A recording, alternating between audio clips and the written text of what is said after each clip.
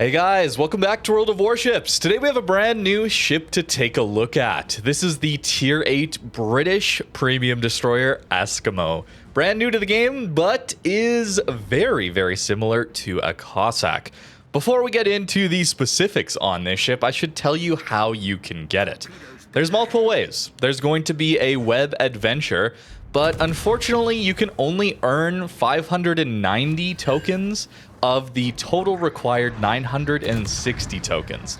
That's all you can earn for free. Otherwise, you got to start spending money on random chance drops.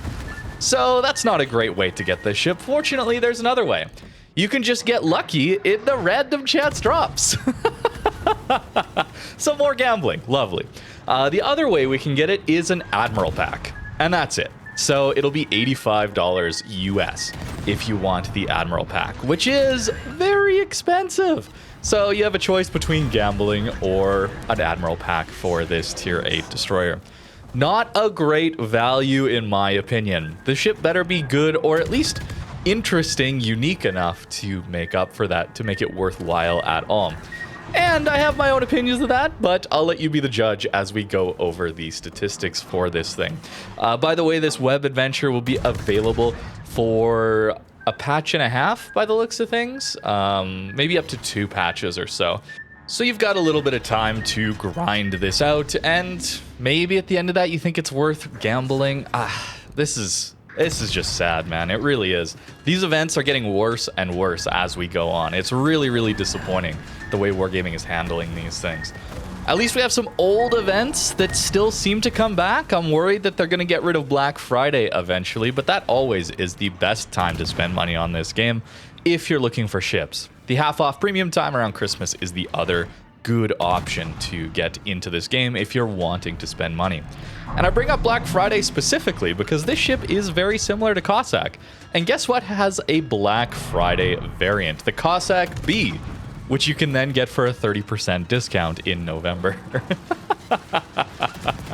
Unfortunately, I also don't know if this Admiral pack will be available through the entire duration of this web campaign thing. They did that before with the Tennessee, if you remember that. You could buy it outright in an Admiral pack only for the first week, and then they took that away. And if you decided you wanted the Tennessee later and you didn't finish that web campaign, well, then you'd have to gamble for it. Keep in mind that web campaign you could completely grind for free, and the missions weren't too bad.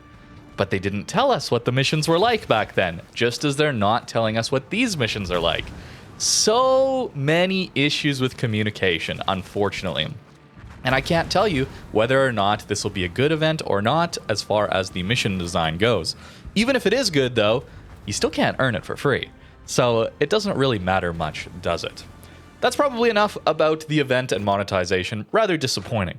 What is this ship like? Well, you have a Cossack with slight tweaks. Your concealment is actually a little bit worse, so you get to 5.8 kilometers of detect. That's where we're spotting this Hisanyang at the exact same distance. Cossack has that excellent 5.5 detect, I think, which makes it incredibly difficult to deal with, even in up tiers. It's got very good gunpowder, of course, Cossack. You're seeing the maneuverability on display here too. Eskimo retains that, where we have the improved acceleration built in. This is a British destroyer after all, as well as an excellent rudder shift at 3.6 seconds base. Not particularly quick at 36 knots. We don't have an engine boost, so we're lacking that utility that the Cossack does have, unfortunately. Same HP pool too, so a really solid 18,900 HP here with flag and survivability expert. Really strong as far as our HP goes, allowing us to play very aggressive. This was actually my first game, so bit of limit testing there early on, just full sending the cap and seeing if it worked out.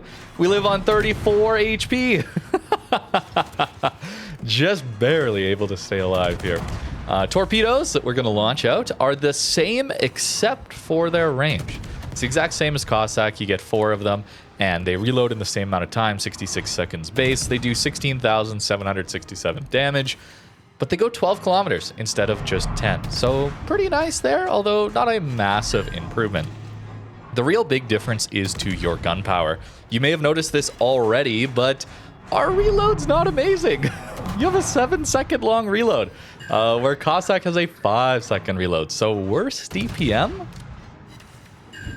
Well, that's not quite the full story, as Eskimo gets higher HE alpha damage. So even though our reload is quite a bit slower, that extra alpha damage is going to help us out. So Eskimo's HE and AP DPM, as it's the same alpha, is 144,000.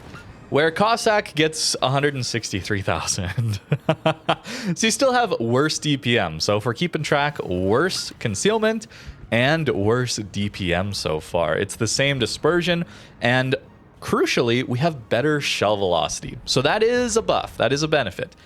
Although it's American destroyer shell velocity. So if you've ever played through Benson at this tier, Fletcher, you'll know this shell velocity. Yes, Cossack does have worse shell velocity than that, but not by too much. Out to 12 kilometers here, it's 10.5 seconds of lead time, where Cossack has 12 seconds of lead time. So Eskimo, a little bit easier to do the open water gunboat thing, but I'll show you a clip of that a little later. It's still quite difficult. You're going to want to position this ship better to farm in bursts, I think, rather than just all-out open water farming with it. Still quite difficult to use those American-style arcs, in my opinion. AP shells are the exact same, pretty much. Damage-wise, they are the same.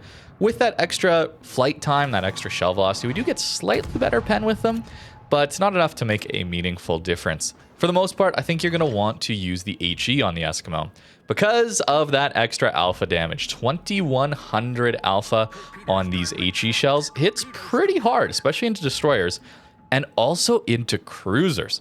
That's the other benefit.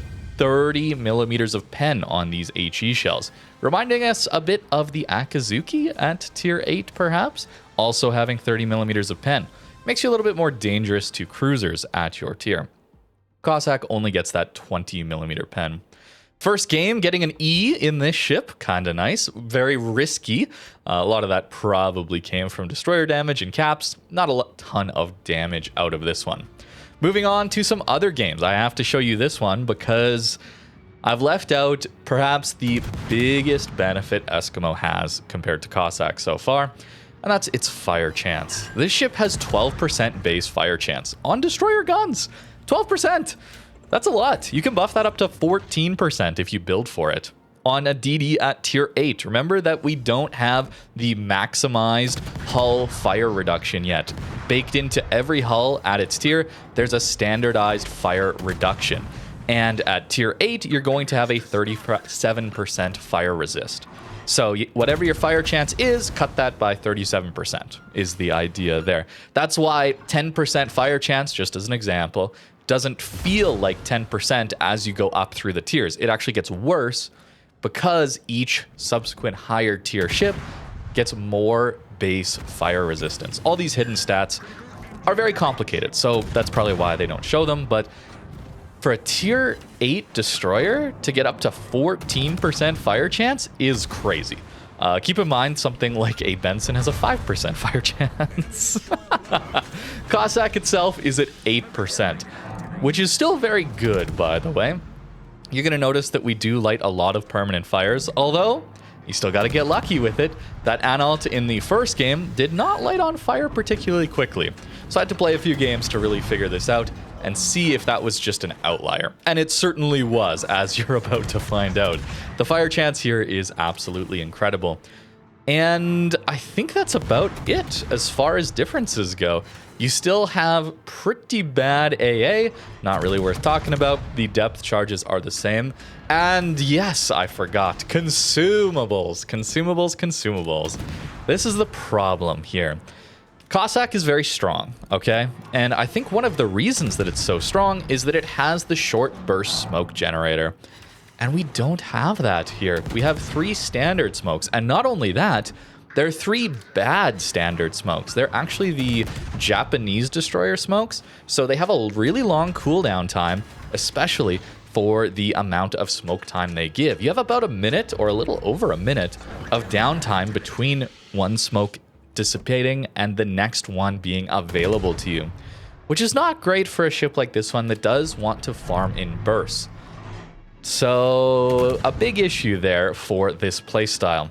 The other thing is you don't have a personal hydro. So the Cossack gets that nice 3-kilometer hydro we see on a lot of these British destroyers.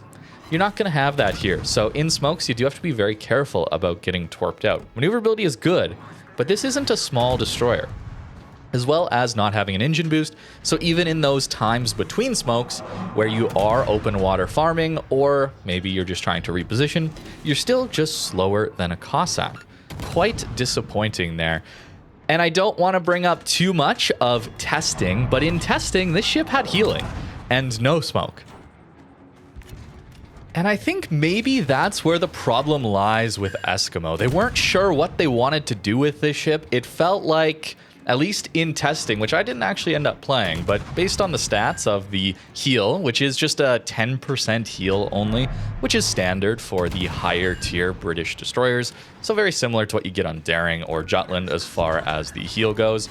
But no smoke meant you had to be careful when you decided to open up. Yes, you had some healing, but not a ton of it.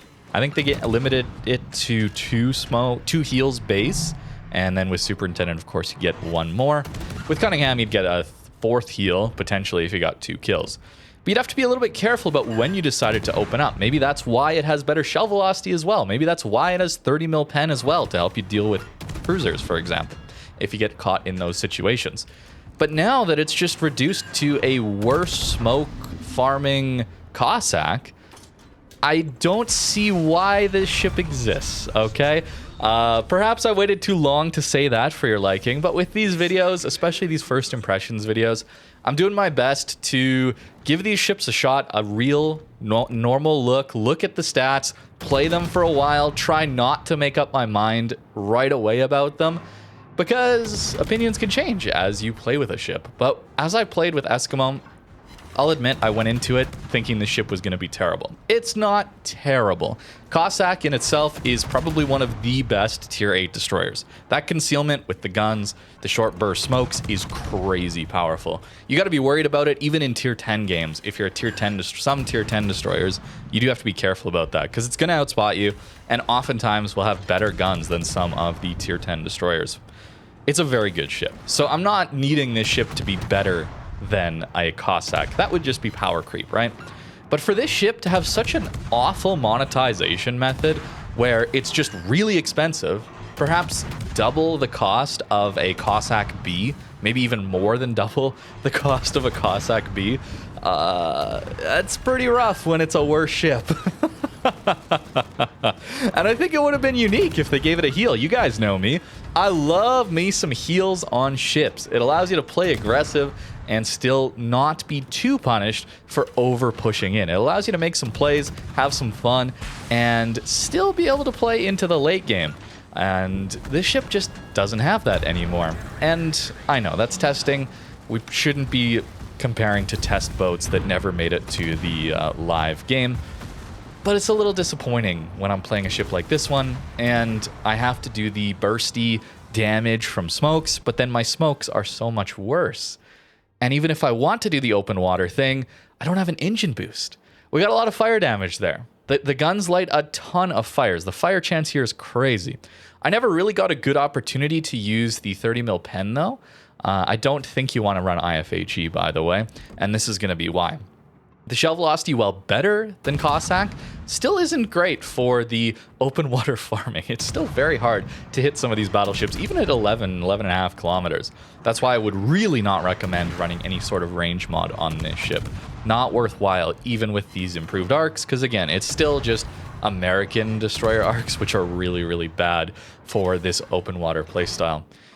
The rudder shift is really nice for playing here, but our slow speed means it's still quite difficult to dodge incoming fire, especially with speed juking. You can do slow speed to medium speed juking, right? If you go half throttle up to full and then back down to half, that can be good. But you're not really doing any sort of top speed juking. That's quite a bit easier, I would say. And no engine boost to help you out either. No hydro.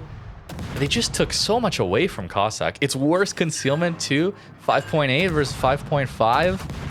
I mean, the arcs, the firing angles are the same, so that is a struggle that you'll have to deal with, but you could still get 3 of your turrets online at reasonable angles. No 360 turrets here, but that's fine. The turrets turn reasonably quickly, but look at how much difficulty I'm having with this key here. I'm not getting the fire chance. Perhaps it's because I'm not hitting, skill issue, but it's difficult to lead these shells at these longer ranges, even into these battleships here. I'm probably going to over push in this case, and that's not a great idea. We're pushing spawn into kiting battleships, but it's a good example of the difficulty of open water farming with this ship, especially when you don't have a heal. This would have been an interesting playstyle. It would have been hard to use these guns open water, but look at that fire chance. When you get the lead down, it would have been difficult, but when you get the lead down, it's going to hit reasonably hard, especially because that extra damage on the HE Alpha, as well as 30 mil pen, giving you some help against cruisers. But you're not wanting to just start engagements with cruisers when you don't have a heal, because they're going to out DPM you massively, as well as have way better shell velocity, easily going to hit you here. No speed boost to help you juke those cruiser shells, certainly. Very, very difficult to deal with. So I don't see this extra pen as much value. It's I don't know, man. I don't know what else to say about this one. It's a bit disappointing, I gotta say, but that's okay. Maybe it's good. This is an event that is not great as far as player friendliness goes, as far as monetization goes to the player.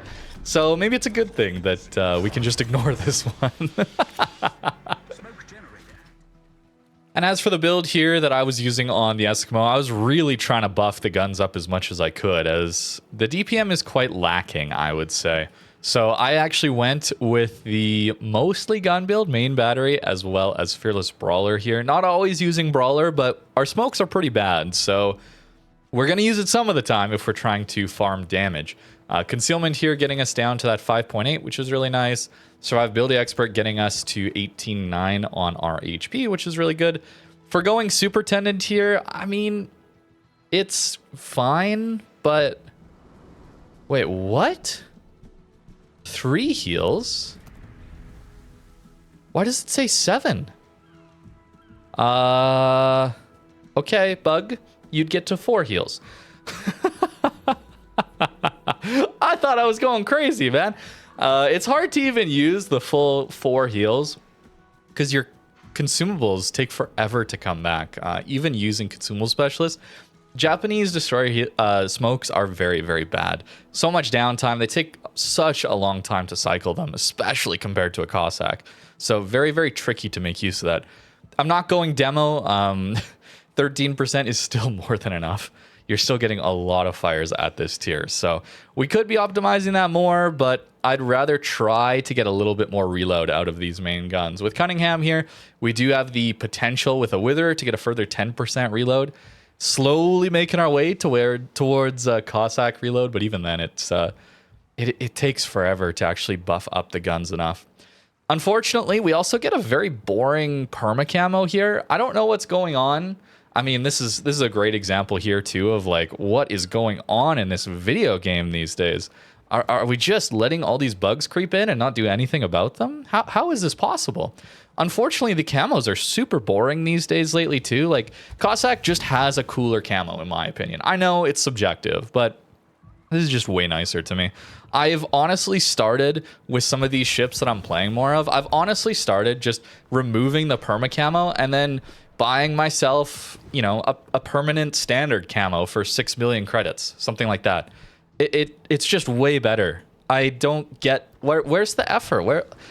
Sure, have some of these, but give us some other ones that are more interesting. Perhaps I don't understand.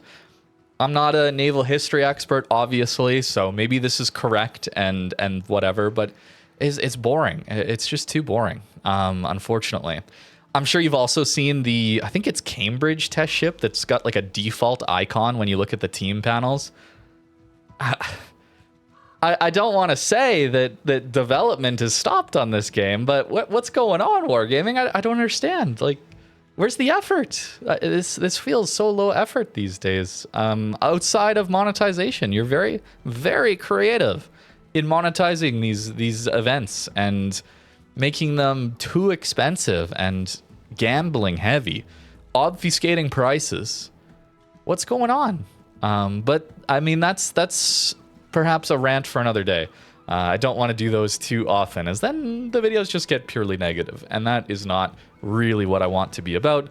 for myself. I don't enjoy making purely negative content. That just isn't fun. And I really enjoy making videos, and I want to continue to do so. But I gotta call some of this stuff out. And with Eskimo, just ignore it, in my opinion. It's slightly different Cossack. Just wait if you want. Just wait for Cossack B. Or if you can't wait, just get a normal Cossack. It's available in the premium shop for doubloons, like 9,900 doubloons. It's going to be way cheaper. And honestly, it's going to be way better than this ship.